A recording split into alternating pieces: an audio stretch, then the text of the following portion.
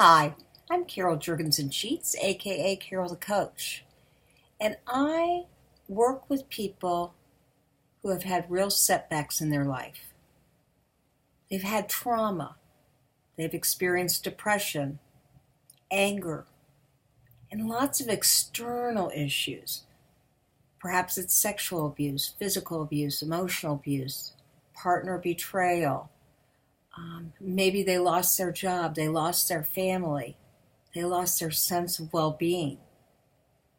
And when that happens, I walk that delicate balance of having my clients really identify and assess what they're feeling and then externalize it. Because when you externalize an issue in a healthy way, writing it down, talking to supportive people about it, physical exercise, especially things like kickboxing, when you're able to do those kind of externalization practices, you end up feeling better. And that's really the goal. The goal is to feel better about whatever has happened to you and whatever has happened to life. And I'm a big believer in two coaching principles. The first one is I'm 100% responsible for my behavior. So no matter what happens to me, no matter what I choose to do, no matter how bad I feel, I have to decide what is in my best interest. Perhaps it's changing the way I think about something. Perhaps it's finding more support. Perhaps it's attending a group, calling a friend, sharing some tough feelings with my husband or family. I'm 100% responsible, no matter what it is I'm dealing with. My second principle is that I go in for the big ask. I ask people for help. I find supportive people in my life to share my feelings with. And indubitably, I feel better when I have sought out support. Now, as a counselor, I want you to do those two things. I want you to honor your feelings. I want you to emote. I want you to externalize. And I'll sit with you for as long as it takes to help you either A, feel better about what's going on in your life, B, develop the coping strategies so that you actually feel empowered, or C, sit with you until you're sick and tired of being sick and tired. You got it. When you have just had enough, when you felt the feelings long enough that you can no longer tolerate it being a part of your life, that's when I'll sit with you and be there with you in your darkest moment. Whether that's a day, a week, a month, a year. I've certainly been with clients for 5, 6, 10 years when they were really struggling with something like a mentally ill parent, a male who experienced sexual abuse by his mother, a partner who's experienced multiple betrayal trauma. Those things take a while to get over. And then, when you're ready to get over it, I take you to that next level. And that next level is post-traumatic growth. You see, I'm a real believer in the necessity for post-traumatic growth.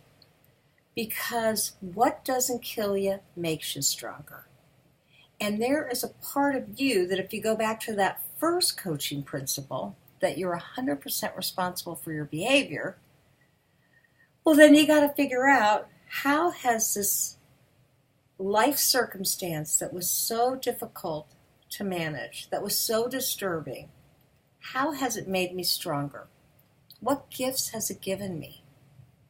How can I use it to better my life and perhaps the community at large? That's post-traumatic growth. And that is absolutely amazing. I remember reading a story about a double amputee.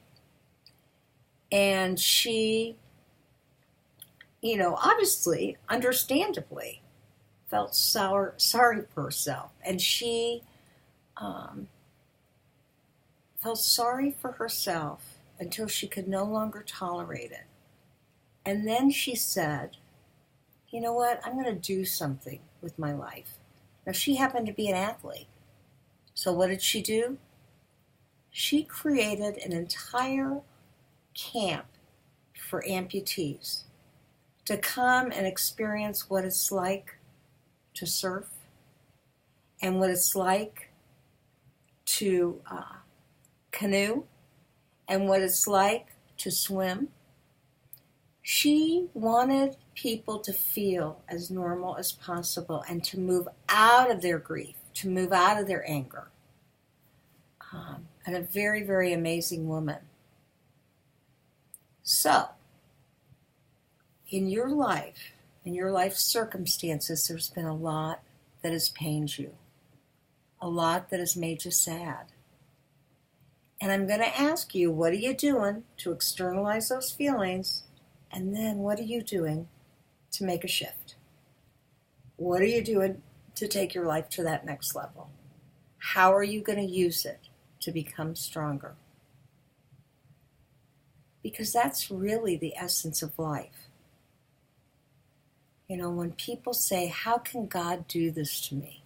How could God have allowed this to happen to me in my life? I personally don't think God allowed it, but I do think God wants us to make us feel stronger, to become closer to Him, and to turn it around into a positive way. Even if you don't believe in God, I'm telling you, that is the true nature of being spiritually evolved. Because truly, we can sit and fester in the woundings of our life, or we can take our life to the next level. I'm sure I've never mentioned that I allegedly have lupus. I say allegedly because my tests go back and forth, but instead of feeling sorry for myself and going, okay, this could be a fatal condition and I might die earlier than some, and I could go at any point. This could start attacking my organs at the drop of a hat. I say, you know what? I'm the poster child for having lupus. I've got more energy than the Energizer Bunny. I get up at 5, I rollerblade, I power walk, I paddleboard. I'm not saying that to brag. I'm saying that because I don't want limits in my life. And as I do a coaching assessment, I always ask myself, what limiting beliefs happen to be getting in the way of my client's life? So that's what I'm going to ask you. I'm going to ask you to do 3 things for me. I'm going to ask you to make a list of 10 things that you absolutely know that you need to change in your life, that you're responsible for because you're allowing them to wound you. 2, I'm going to ask you to think about who you can ask or what you can do to move out of that space. Go in for the big ask. Go in for the big what. It's the best part of our entire body are our minds, our heart, and our soul. And I want you to think about your resources so that you feel safe and so that you feel empowered. We've all got them no matter what's happened.